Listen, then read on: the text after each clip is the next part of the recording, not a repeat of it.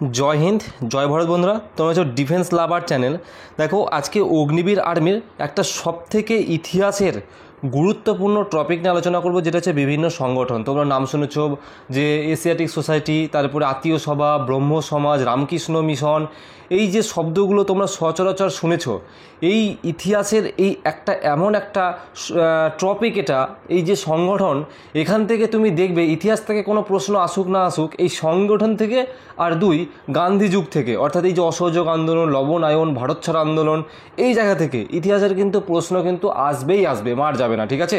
তো দেখো এটা হচ্ছে আমার 8 নম্বর ক্লাস প্রত্যেকটা ক্লাস প্লেলিস্টে দেওয়া আছে 100% কমনযোগ্য প্রশ্ন উত্তরের সাথে তোমাদের ক্লাস করাচ্ছি। পিডিএফ সংগ্রহ করার জন্য তোমাকে কিচ্ছু করতে হবে না আমার টেলিগ্রামে যুক্ত হতে হবে ডেসক্রিপশনে লিঙ্ক দেওয়া আছে সেখান থেকে তুমি পিডিএফ কিন্তু পেয়ে যাবে। দেখো আজকের পিডিএফ কিন্তু অলরেডি মানে আগে যে দুটো ক্লাস করেছি তার পিডিএফ কিন্তু আমি কিছুক্ষণ আগে কিন্তু টেলিগ্রামে দিয়ে দিয়েছি তোমরা একটু দেখে নিবে ঠিক আছে। দেখো তুমি যদি জিডি প্রার্থী হয়ে যাও tradesman clerk nursing assistant technical এবং ওমেন মিলিটারি ফোর্স বা পুলিশ হয়ে থাকো তোমার কিন্তু প্রত্যেকের জন্য আজকের ক্লাসটা গুরুত্বপূর্ণ হবে ঠিক আছে। দেখো আজকের কোশ্চেনগুলো প্রত্যেকটা আমি যেই সংগঠনগুলো বলবো শুধু সেগুলোই পড়বে এর বাইরে কিছু পড়বে না ঠিক আছে এগুলোর মধ্যে আসবে পরীক্ষায়। দেখো এশিয়াটিক সোসাইটি প্রথমে হচ্ছে এশিয়াটিক সোসাইটি সম্বন্ধে আমরা জানবো। এশিয়া তোমাকে প্রশ্ন করবে যে এশিয়াটিক সোসাইটি কত সালে প্রতিষ্ঠিত হয় এইভাবে একটা প্রশ্ন হতে পারে বা তোমাকে বলবে এশিয়াটিক সোসাইটি কে প্রতিষ্ঠা করেছিলেন ঠিক আছে। অনেক প্রশ্ন এসেছে ভাই প্রিভিয়াস ইয়ারের প্রশ্ন যখন করাবো তুমি বুঝতে পারবে তাহলে এখান থেকে তোমাকে উত্তরটা কীভাবে করতে হবে তাহলে তোমাকে বলতে হবে যে এশিয়াটিক সোসাইটি প্রতিষ্ঠা করেছিলেন স্যার উইলিয়াম জোন্স। আচ্ছা এই স্থানগুলো পড়ার কোনো দরকার নেই ঠিক আছে স্থান পড়ার দরকার নেই শুধু সাল পড়বে আর প্রতিষ্ঠাতা পড়বে ঠিক আছে। দেখো এশিয়াটিক সোসাইটি প্রথমত কি জিনিসটা আমি বলে দিই।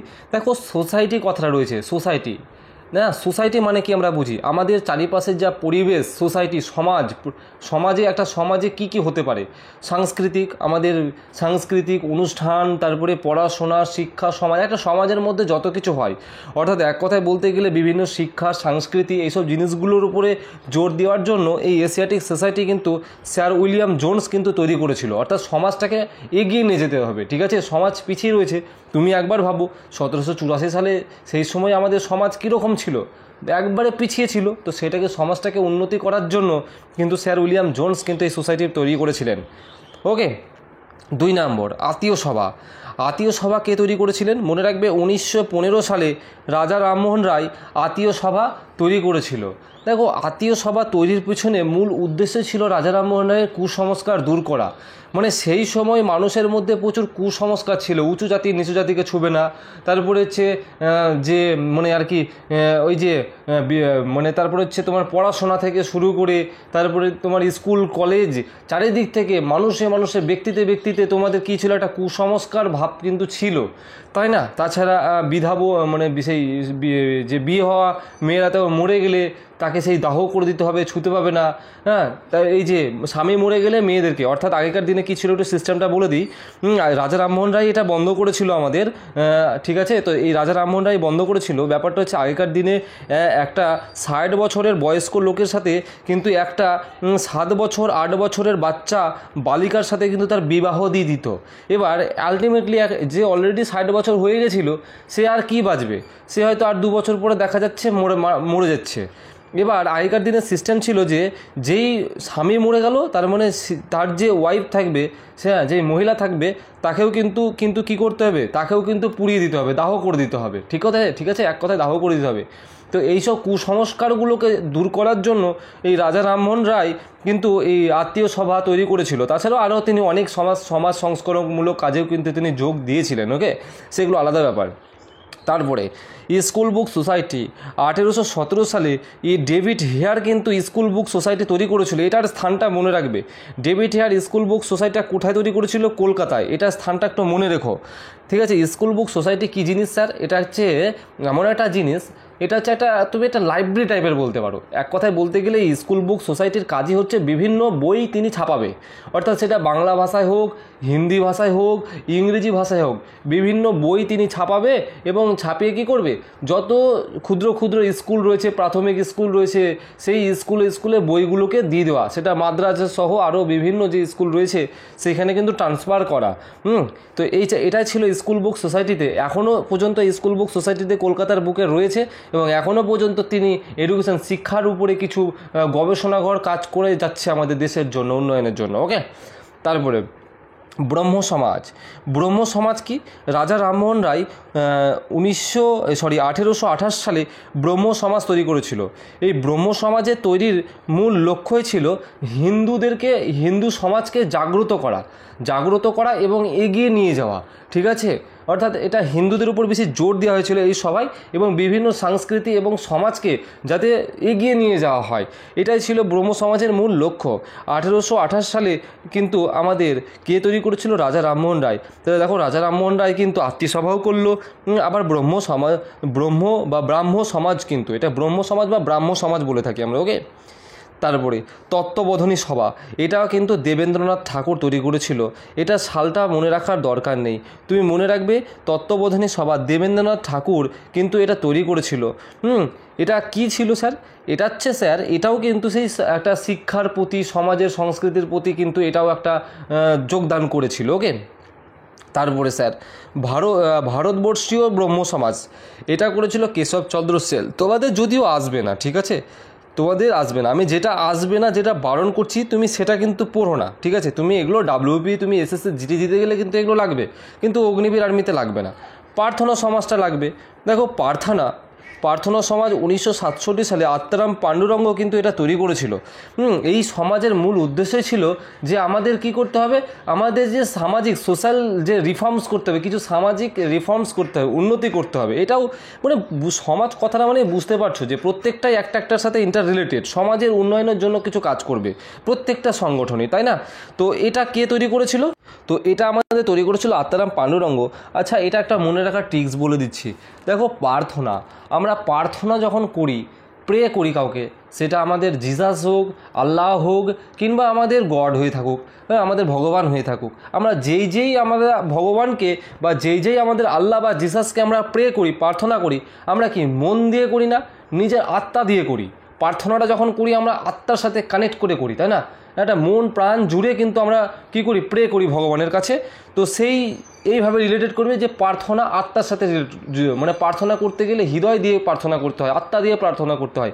এইভাবে একটা মনে রাখবে ট্রিক্স, একটা আমি অ্যাপ্লাই করে দিলাম মনে রাখার জন্য। ওকে, তারপরে সত্যশোধক সমাজ খুবই ইম্পর্টেন্ট ভাই। অগ্নিবীর আর্মিতে অলরেডি পরীক্ষায় এসেছে। সত্যসেবক সমাজ কে তৈরি করেন? জ্যোতিবা ফুলে তৈরি করেন, সাল পড়ার দরকার নাই। জ্যোতিবা ফুলে তৈরি করেছিল সত্যশোধক সমাজ। ওকে, খুবই গুরুত্বপূর্ণ। আচ্ছা, থিওজফিক্যাল সোসাইটি তোমাদের পড়ার দরকার নেই, ঠিক আছে, তবে এসএসসি জিডি ডাব্লিউবি দিতে গেলে এগুলো পড়তে হবে। যেটা বারণ করছি সেটা পড়ার কোনো দরকার নাই। ইন্ডিয়া লিগ পড়ার দরকার নাই। তারপরে হচ্ছে আর্য সমাজটা পড়তে হবে, 11 নম্বর। আর্য সমাজ, এই আর্য সমাজ কে তৈরি করেছিল? স্বামী দয়ানন্দ সরস্বতী। তোমরা আর্য সমাজের নাম শুনে থাকবে অবশ্যই, হ্যাঁ, খুবই গুরুত্বপূর্ণ একটা সমাজ। হ্যাঁ, সাল পড়ার দরকার নাই, শুধু মনে রাখো স্বামী দয়ানন্দ সরস্বতী এই আর্য সমাজটা কিন্তু তৈরি করেছিল। তারপরে হচ্ছে যে ভারত সভা পড়ারও দরকার নেই। সাধারণ ব্রহ্ম সমাজ পড়ার দরকার নেই, কেটে দাও। আচ্ছা, ভারতীয় জাতীয় কংগ্রেস খুবই গুরুত্বপূর্ণ। ভারতীয় জাতীয় কংগ্রেস, যেটাই পরবর্তীকালে আমাদের সেই একটাই তো কংগ্রেস পার্টি হয়েছিল।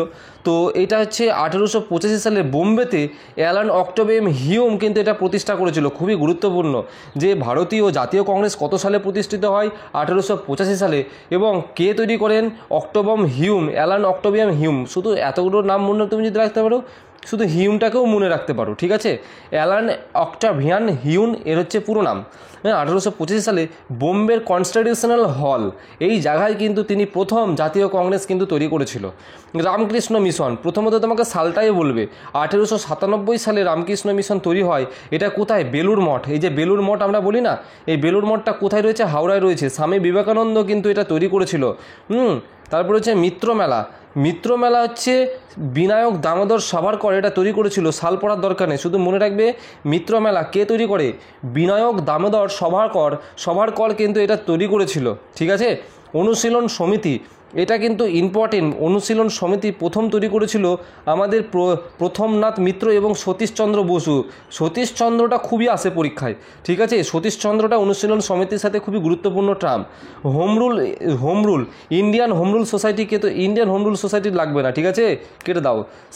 শ্যামজি কৃষ্ণা বর্মা, এগুলো তুমি যদি ডাব্লিউবি দিতে যাও ইম্পর্টেন্ট প্রশ্ন, কিন্তু আপাতত অগ্নিবীর আর্মির জন্য ইম্পর্টেন্ট নয়। তারপরে অভিনব ভারত, এই যে মিত্র মেলার যেটা একটু নাম করলাম না, বিনায়ক দামোদর সভারকর, এই যে মিত্র মেলার ওটা কিন্তু বিনায়ক দামোদর সভারকরই করেছিল। এই মিত্র মেলা পরবর্তীতে নামটাকে চেঞ্জ করে হয়ে গেছিল অভিনব ভারত, মানে একটা নতুন ভারতের আবিষ্কার হবে, হ্যাঁ। তো এটা কিন্তু সেই একই জনই প্রতিষ্ঠাতা বিনায়ক দামোদর সভারকর। তারপরে সার্ভেন্ট অফ ইন্ডিয়া, খুবই গুরুত্বপূর্ণ। সার্ভেন্ট অফ ইন্ডিয়া ইনি হচ্ছে এটা গোপাল কৃষ্ণ গোখলে, হ্যাঁ। 1905 সালে তৈরি হয়েছিল servant of India, Gopal Krishna Gokhale তৈরি করেছিল। মনে রাখবে এই গোপাল কৃষ্ণ গোখলে ইনি কে ছিলেন জানো? ইনি গান্ধীজির গুরু ছিলেন, ঠিক আছে, আধ্যাত্মিক গুরু ছিলেন। ব্যাপারটা হয়েছিল এই গোপাল কৃষ্ণ গোখলেকেই কিন্তু গান্ধীজি ডেকেছিল ভারতবর্ষে। উনি গান্ধীজি কিন্তু একজন ম্যাজিস্ট্রেট ছিল, কি ম্যাজিস্ট্রেট বলতে গেলে কোর্টের উকিল ছিল, বড় উকিল। তার জন্য তো তিনি গান্ধীজি এত আইনগুলো করতে পেরেছিল, সরকারের জন্য মুখে তর্ক করে করে তিনি জিতেছিলেন, কারণ তার আইনের জ্ঞানটা ছিল। আমি তোমাদের যখন গান্ধী যুগ পড়াবো আমি এই বিষয়গুলো কিন্তু তুলে ধরবো, ওকে, তুমি তখন আরও বেটারভাবে বুঝতে পারবে। তো এটা এতটুকু শুধু মনে রাখো, গান্ধীজি একজন বড় মাপের উকিল ছিল, ঠিক আছে, এবং তিনি আইন জানতো, সুতরাং তাকে বকা বানানো অত সহজ ছিল না। তো গোপাল কৃষ্ণ গোখলে দেখলো এই গান্ধীজিকে ভারতে ডাকতে হবে, ভারতের যা অবস্থা খারাপ, ব্রিটিশরা যেভাবে রাজ করেছে ভারতে, এই ব্রিটিশদেরকে তাড়ানোর জন্য এই গান্ধীজিকে ডাকতে হবে আফ্রিকা থেকে। সেই টাইমে গান্ধীজি আফ্রিকায় আছে, ঠিক আছে, আফ্রিকা থেকে ভারতকে ডেকেছিল গান্ধীজি। 1915 সালে কিন্তু এসেছিল ভারতবর্ষে, এবং এসেই তারপরে 1917 সালে চম্পারণ সত্যাগ্রহ আন্দোলন করে দিল। বুঝতেই পারছো কীরকম পাওয়ার, কারণ ও অলরেডি একটা ফাঁক খুঁজছিল। তো সেগুলো আমি পরে আলোচনা করবো, এই ভিডিওর মাধ্যমে কিছু বলছি না। তো শুধু মনে রাখো সার্ভে অফ ইন্ডিয়া এটা গোপাল কৃষ্ণ গোখলে কিন্তু তৈরি করেছিল। ঢাকা অনুশীলন সমিতি পুলিন বিহারী দাস 1905 সালে তৈরি হয়েছিল ঢাকাতে, ঠিক আছে। তো যেটার সাল মনে করার জন্য বলবো সেটাই করবে, বাকি সাল এবং স্থান সবগুলো মনে রাখার দরকার নেই। যেমন ঢাকা অনুশীলন সমিতি পুলিন দাসটাই মনে রাখবে, সাল এবং স্থান মনে রাখার দরকার নেই। তারপরে হচ্ছে all India Muslim League. All India Muslim League হচ্ছে তোমার নবাব, যেটা হচ্ছে সলিমুল্লাহ, এটা অনেক সময় পরীক্ষা দেয়, আবার ইম্পর্টেন্টও নয়, দেখ পড়ে রেখেও যে নবাব সলিমুল্লাহ এবং আগা খান, হ্যাঁ, অনেকজনা মিলে করেছিল। এই যে অল ইন্ডিয়া মুসলিম লীগ একজন মিলে করেনি, কিন্তু আরও বিভিন্ন ব্যক্তিজন মিলে করেছিল বলে এই প্রশ্নগুলো আসে না, ঠিক আছে। তো এটা কেটে দাও, অল ইন্ডিয়া মুসলিম লীগ আসবে না, ইম্পর্টেন্ট না। গদর পার্টি খুবই ইম্পর্টেন্ট, 1913 সালটা সব থেকে আগে মুখস্থ করো এখানে, যে গদর পার্টি কত সালে প্রতিষ্ঠিত হয়, 1913 সালে। কোথায় প্রতিষ্ঠিত হয়েছিল সেটাও মুখস্থ করো, আমেরিকার সান ফ্রান্সিসকোতে কিন্তু গদর পার্টি প্রতিষ্ঠিত হয়েছিল। কে তৈরি করেছিল? লালা হরদয়াল কিন্তু গদর পার্টি তৈরি করেছিল, এবং রাসবিহারী বসুর নামটা তুমি বেশি পাবে না, সব থেকে বেশি পাবে লালা হরদয়াল কিন্তু এই গদর পার্টি তৈরি করেছিল 1913 সালে, খুবই ইম্পর্টেন্ট। তারপরে হোমরুল লীগ, এই হোমরুল লীগ কে তৈরি করেছিল 1916 সালে, কিন্তু অ্যানি বেসান্ত এবং বাল গঙ্গাধর তিলক এই দুজন ব্যক্তি মিলে কিন্তু হোমরুল লীগ তৈরি করেছিল। দেখো হোমরুল অ্যানি বেসান্তেরই নাম তুমি পাবে, যদি বলে যে স্পেশালি ইন্ডিকেট করে যদি তোমাকে প্রশ্ন করে যে ভারতে হোমরুল লীগ কে তৈরি করেছিল, তখন কিন্তু বাল গঙ্গাধর তিলক হয়ে যাবে, ঠিক আছে। যদি বলে শুধু হোমরুল লীগ কে তৈরি করেছিল, তখন কিন্তু অ্যানি বেসান্ত হয়ে যাবে। কিন্তু এখানে তোমার চাপ নাই, হোমরুল লীগের কিন্তু অ্যানি বেসান্ত এবং বাল গঙ্গাধর তিলক তোমার নর্মালি কিন্তু থাকবে বলা, ঠিক আছে। সেরকম কোনো কোশ্চেন তোমাদের ঘুরিয়ে থাকবে না, অগ্নিবীর আর্মিতে তেমন কিছু টাফেস্ট কোশ্চেন বা হার্ড কোশ্চেন, কঠিন কোশ্চেন থাকে না। সবরমতী আশ্রম, এই যে ব্যক্তি, ওই যে ব্যক্তি গান্ধীজি 1915 সালে ভারতে এলো, ভারতে এসে দেখছে যে আমি তো বেকার, আমাকে কেউ কিছু কাজকর্মই দিচ্ছে না, তার থেকে বরং একটা আমি আশ্রম খুলে বসে মানুষের সেবা করি। তাই সবরমতী আশ্রম খুলেছিল 1917 সালে মহাত্মা গান্ধীজি। কে করেছিল? মহাত্মা গান্ধীজি। এবং এই আশ্রমেই কিন্তু তারপরে তার নাম ডাকটা আস্তে আস্তে ধীরে ধীরে ছড়াতে শুরু করে দিয়েছিল চারিদিকে, ঠিক আছে। তো এইগুলো আমি পরে তোমাদেরকে বলবো। স্বরাজ পার্টি বা স্বরাজ দল কে তৈরি করেছিল 1923 সালে? চিত্তরঞ্জন দাস, দেশবন্ধু চিত্তরঞ্জন দাস, মতিলাল নেহেরু এই স্বরাজ পার্টি কিন্তু তৈরি করেছিল, ঠিক আছে। তোমাদের কে দুজন ব্যক্তির নাম পড়বে, চিত্তরঞ্জন দাস এবং মতিলাল নেহেরু, এই দুজন মিলে স্বরাজ পার্টি তৈরি করে। তারপরে হিন্দুস্তান, তারপরে হচ্ছে হিন্দুস্তান রিপাবলিকান অ্যাসোসিয়েশন, এটা ইম্পর্টেন্ট, এটা ফুড এসআইয়ে কদিন আগে পরীক্ষা এটা এসেছিল। হিন্দুস্তান রিপাবলিকান অ্যাসোসিয়েশন এটা কে তৈরি করেছিল? শচীন্দ্রনাথ সান্যাল কিন্তু এটা তৈরি করেছিল। ওকে, আচ্ছা নওজওয়ান ভারত সভা, এটা তো আমাদের ভগৎ সিংয়ের ভাই, বাচ্চা আমরা জানি, ছোট থেকেই পড়ে আসছি ভগৎ সিংয়ের নামটা আমরা করে থাকি। নওজওয়ান অর্থাৎ নবজওয়ান অর্থাৎ ইয়াং ছেলেদেরকে টার্গেট করে কিন্তু তিনি এই সভাটা তৈরি করেছিল, তাদের রক্তের মধ্যে একবারে মানে কি বলবো মানে হিট করে দেওয়ার জন্য, দেশ প্রতি প্রেম ভরে দেওয়ার জন্য। তারপরে হিন্দুস্তান সোশ্যালিস্ট রিপাবলিকান আর্মি, এটা কে তৈরি করেছিল? চন্দ্রশেখর আজাদ। ওকে, হিন্দুস্তান সোশ্যালিস্ট রিপাবলিকান আর্মি, তোমাদের কিন্তু যেহেতু আর্মির পরীক্ষা দিতে যাচ্ছ না, সুতরাং এই যে সোশ্যালিস্ট রিপাবলিকান আর্মি, তারপরে ক্যাম্প, এই জিনিসগুলো কিন্তু খুবই গুরুত্বপূর্ণ। আচ্ছা, হরিজন মানে তো জানো, এই হরিজন তোমার ভাই সোলজার জিডিতে এসছে। হ্যাঁ, এই হরিজন সেবক সংঘ কে তৈরি করেছিল? এটা মহাত্মা গান্ধীজি। এটা অলরেডি এসএসসি বলছি, অগ্নিবীরে না, আগে তো অগ্নিবীর ছিল না, 2019-এর দিকে কিন্তু এই প্রশ্নটা এসেছিল যে হরিজন সেবক কে তৈরি করেছিল। এটা সম্ভবত সোলজার জিডিতে এসেছিল প্রশ্নটা। ওকে, তারপরে ফরওয়ার্ড ব্লক, এটাও এসছে টেটস মানে ফরওয়ার্ড ব্লক কে তৈরি করেন? সুভাষচন্দ্র বসু ফরওয়ার্ড ব্লক তৈরি করেন। ওকে, তো ফরওয়ার্ড ব্লকের কাহিনী আছে ভাই, আমি এখন এই ভিডিওর মাধ্যমে তো আলোচনা করতে পারছি না। হ্যাঁ, এরপরও রহস্য আছে, গল্প আছে, অনেক কিছু আছে। তো যাই হোক, এগুলো একদিন পরে আলোচনা না হয় হবে। ইন্ডিয়ান ইন্ডিপেন্ডেন্স লিগ যে এটা করেছিল রাসবিহারী বসু, খুবই গুরুত্বপূর্ণ। ওকে, আচ্ছা, ইন্ডিয়ান ন্যাশনাল আর্মি, এটা তো খুবই গুরুত্বপূর্ণ, কারণ এটা ইন্ডিয়ান ন্যাশনাল আর্মি কিন্তু সবাই সুভাষচন্দ্র বসু করে থাকে, তো মনে রাখবে এটা সুভাষচন্দ্র বসু নয়, ক্যাপ্টেন মোহন সিং ছিলেন এর সেনাপতি। Actually captain Mohan Singh Indian national army তৈরি করেন, পরবর্তী রাসবিহারীকে ট্রান্সফার করে দেন এবং রাসবিহারী পরবর্তীতে সুভাষচন্দ্র বসুকে ট্রান্সফার করে দেন। হ্যাঁ, তাই না? তো এইভাবে কিন্তু এটা এসেছিল, ঠিক আছে। তারপরে আজাদ হিন্দ ফৌজ, নাম শুনে বুঝতে পারছো, আজাদ হিন্দ ফৌজ 1943 সালে সিঙ্গাপুরে আমাদের সুভাষচন্দ্র বসু আজাদ হিন্দ ফৌজ কিন্তু করেছিল, ঠিক আছে। তো আজাদ হিন্দ ফৌজ করেছিল। আর একটা জিনিস আমি তোমাদেরকে বলে দিচ্ছি, তোমরা কোথায় গেলো? হ্যাঁ, আচ্ছা, তোমরা বলছি দাদা ম্যাথের সিলেবাস শেষ করো। দেখো, আমি তোমাদের একটা জিনিস আমি ক্লিয়ার করে দিচ্ছি, তোমাদের কিছুটা ক্লাস আমি টেনে নিতে চাইছি, অর্থাৎ স্ট্যাটিক জিকের কিছুটা পার্ট আমি তোমাদেরকে এই মাসের মোটামুটি 25-26 তারিখের দিকে হতে কিছুটা জিকে আমি টেনে নেব, তারপরে ম্যাথ শুরু করে দেবো। ম্যাথের 8টা থেকে 10টা চ্যাপ্টার করাবো, বেশি করাবো না, হয়তো 4-5 দিনের মাথায় ম্যাথ করে শেষ করে দেবো, তারপরে রিজনিং আপলোড করে দেবো। হ্যাঁ, দেখবে এগুলো পড়ে যাও ভাই, এগুলো পড়ে যাও, দেখবে ওষুধের থেকে বেশি কাজ করবে। তুমি যখন এক্সামে বসবে পরীক্ষাটা দিতে, তখন তোমার আমার কথাটা মনে পড়বে যে স্যার যা করিয়েছে সব চলে এসেছে পরীক্ষায়, ঠিক আছে। তোমার এই কথাটা তোমার কনফার্ম মনে পড়বে। তো যাই হোক, এই পর্যন্ত সবাই সুস্থ থেকো, ভালো থেকো, পরবর্তী ক্লাসে আবার দেখা হবে।